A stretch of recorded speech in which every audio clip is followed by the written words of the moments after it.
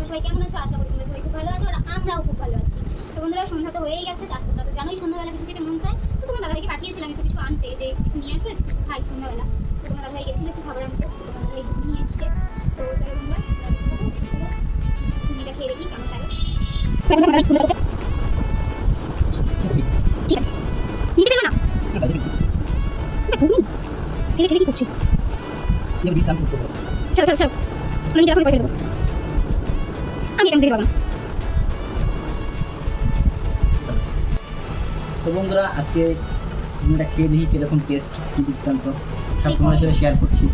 একটু টক ঝোল করে মাখাও। কিরকম টেস্ট বলো? মোটামুটি, আর একটুখানি টকলে ভালো।